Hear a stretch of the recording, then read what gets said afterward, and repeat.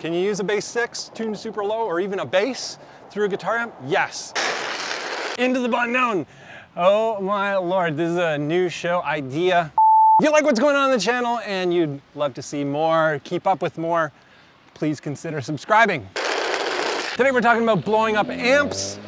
There is a very common thread in all the comments and messages and whatnot. People worried about low frequencies blowing up their guitar amps because they're tuning so low. They're tuning in bass frequencies.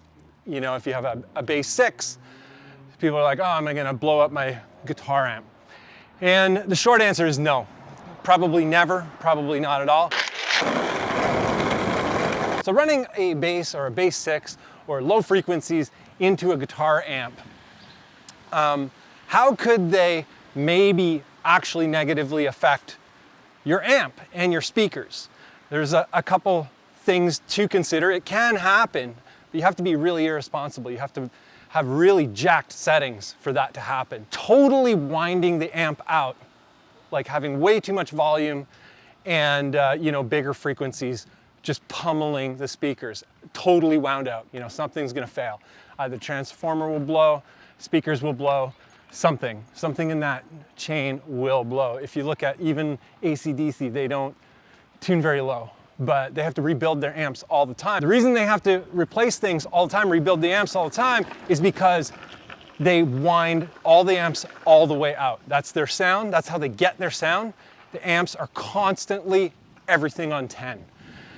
And if you wind an amp out and you use it that way for an extended period of time, something's gonna fail. It's just the nature of the beast. Thinking about this low frequency stuff, something that's going on with low frequencies, especially going through a guitar system. So a bass system, the speakers will actually reproduce a lot of the notes, the low notes. But with a guitar system, the speakers won't even really reproduce the low frequencies. However, those frequencies are still being processed. They're still going through the amp to the speakers. So there's energy that's going to the speakers. They're just not being reproduced because the speakers can't reproduce them.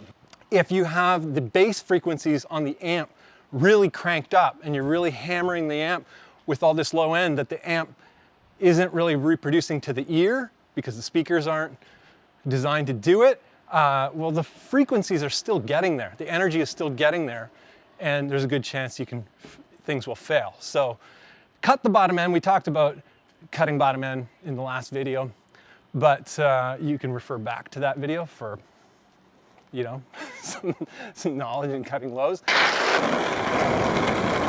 Understanding the EQ section, cutting lows, and not hammering the amp with anything unnecessarily or unnecessary.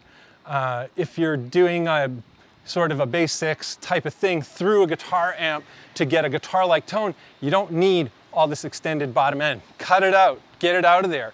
And if you get it out of there, the amp itself is going to perform fine and you're not gonna run into any trouble in terms of blowing speakers or anything like that. Can you use a bass 6 tuned super low or even a bass through a guitar amp? Yes.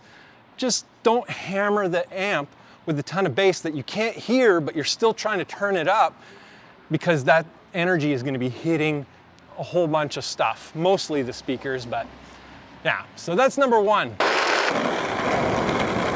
So another area where you might damage the amp has nothing to do with using a bass or a bass 6 or low tuning through the amp whatsoever, but nonetheless something to think about is mismatched impedances. So cabs, what cabs you hook up to the amp, specifically tube amps. It's more of a thing, but it's still a thing with solid state amps to some extent.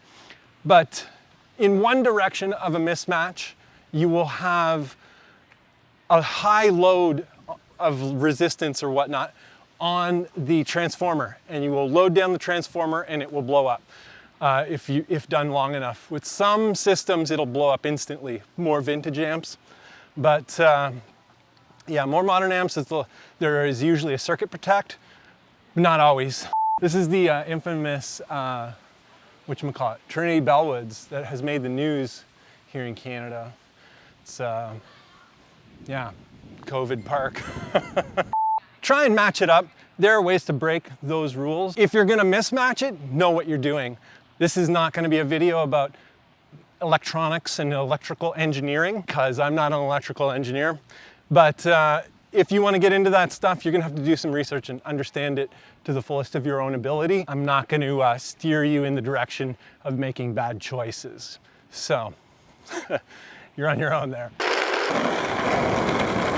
That's it for this episode. If you'd like to see more episodes, consider subscribing and do all that kind of stuff. If you like this concept, let me know. If you hate this concept, let me know. Trying to look for an opportunity to talk about the things that keep coming up that don't really fit with everything else. So this might be it. I hope this is it, because it's kind of fun to do. And yeah, I hope you have an amazing day and that you're playing a ton of riffs. And yeah, never forget to play your daily riffs.